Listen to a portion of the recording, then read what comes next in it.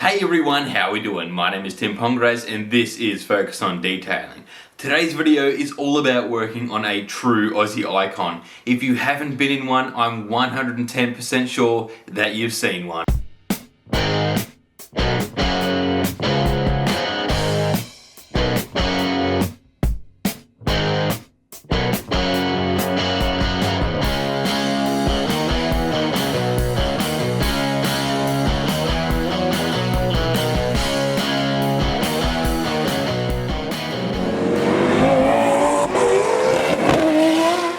A while back, I was asked by one of my good customers if I could detail one of their cars. Now, this particular customer has a few collectible and rather expensive vehicles, but this one was not any of that. But to him, it was still very special, and that's because he just so happened to hold on to his very first car.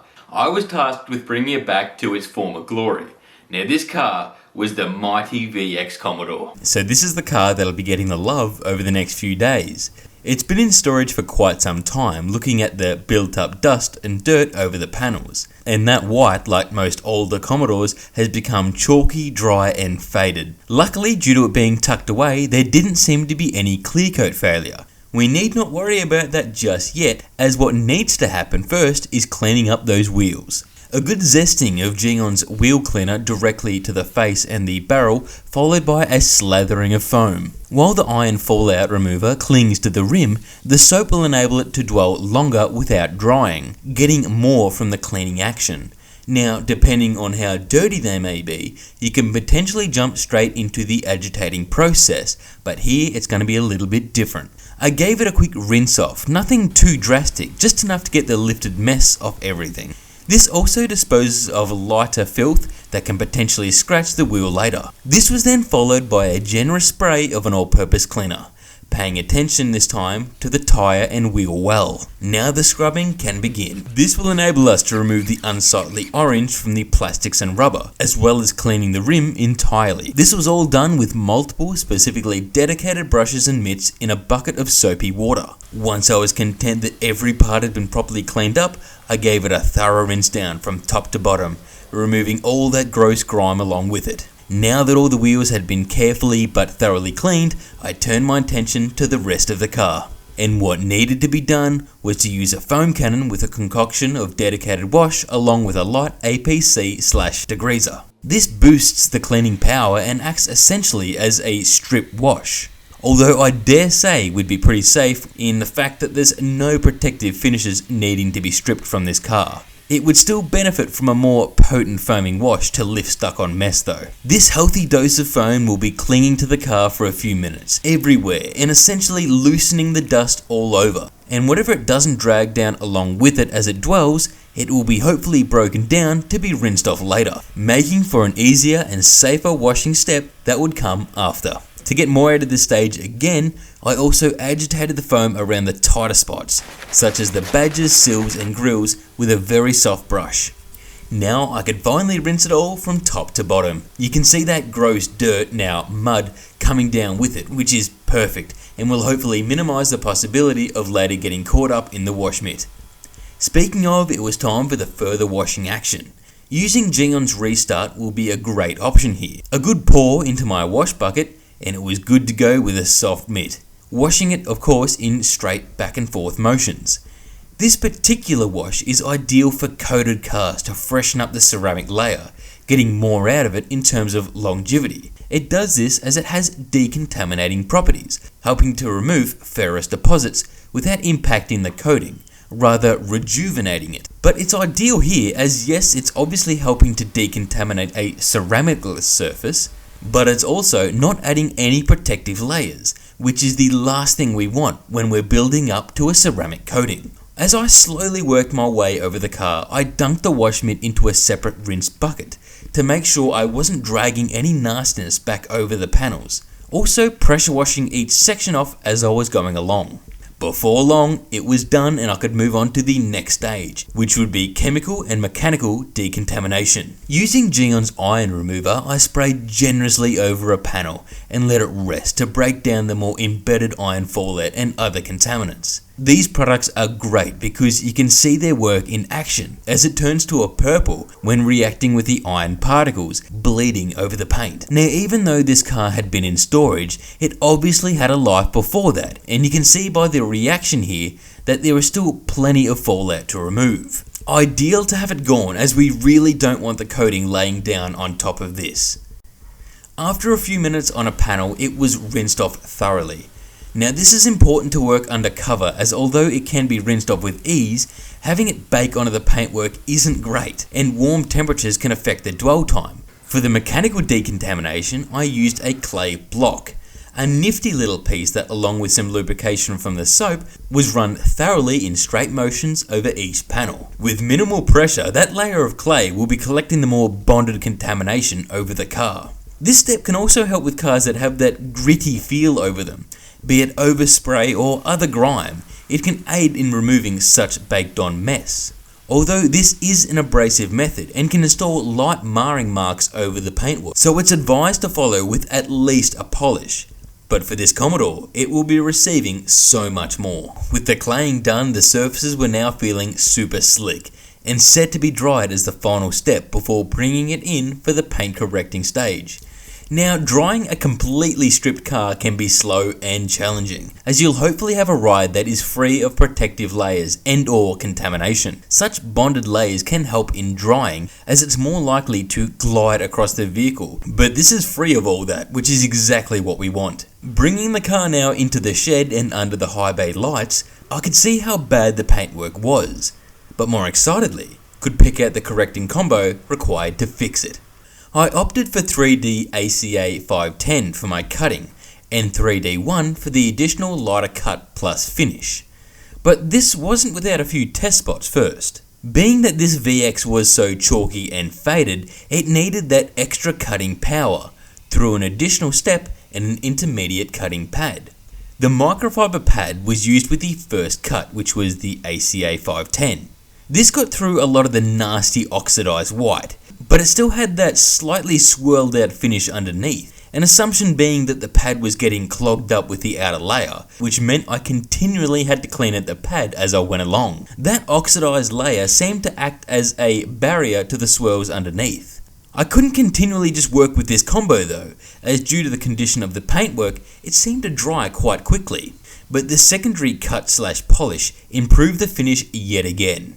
Along with a yellow intermediate pad, it worked away at refining that newer finish that had been unearthed, you could say, from that heavier cut. This was a slow and tedious job, but also enjoyable, watching that faded white get some life brought back into it. What needed to happen now was to very carefully remove that spoiler, and I found some quite nice mud underneath. Clearly those old seals weren't working as well as they used to, but now I could work over the boot more freely. Looking poles apart to how it was, and also feeling extra slick to the touch, this combo was working wonders over the panels on this car. But even with these two working together, I just had to be realistic.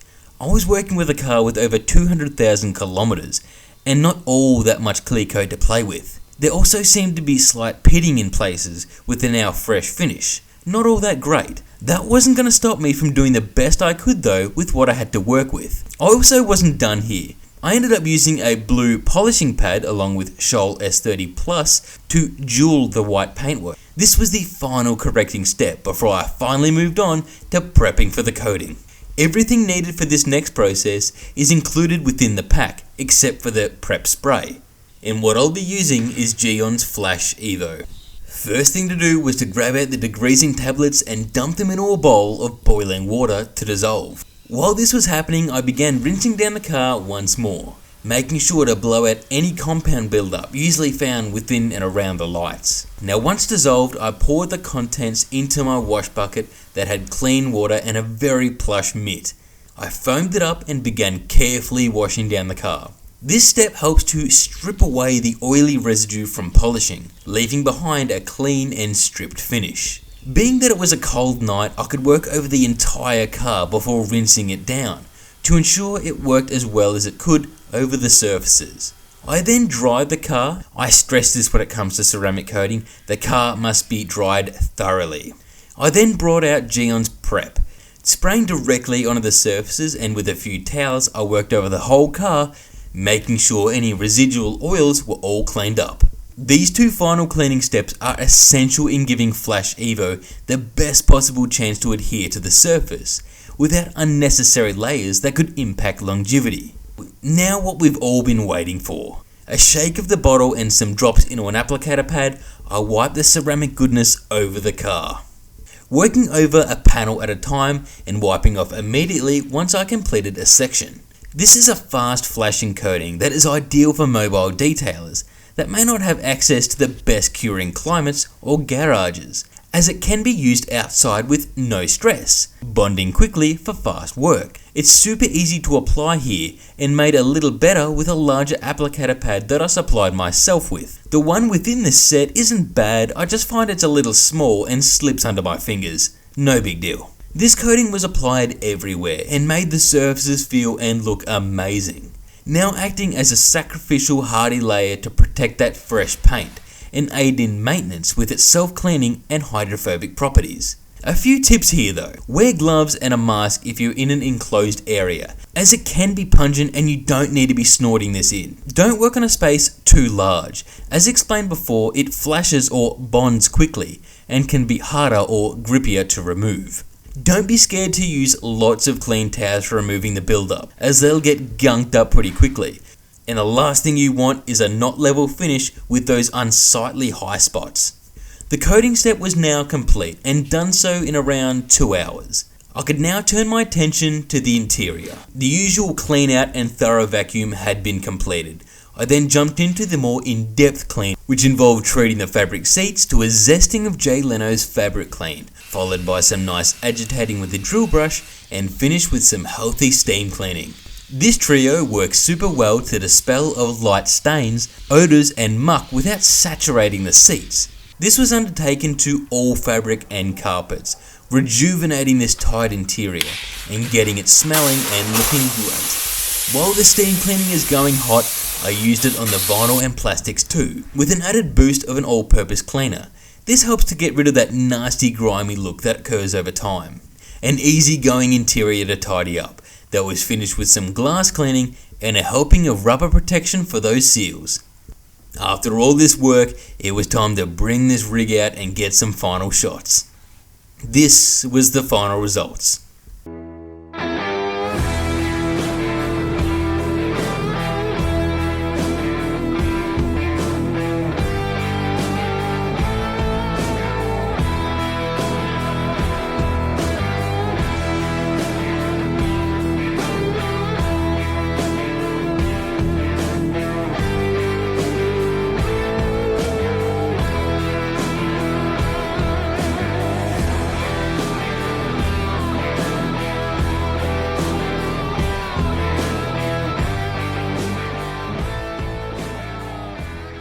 This was a great car to work on, and one close to my heart, as my first car was a Commodore very similar to this, though the VT, close enough. It felt like old times working on it, and to see it going from a clouded out, faded and swirled dusty mess to a glossy white smooth ride was well worth all the hours.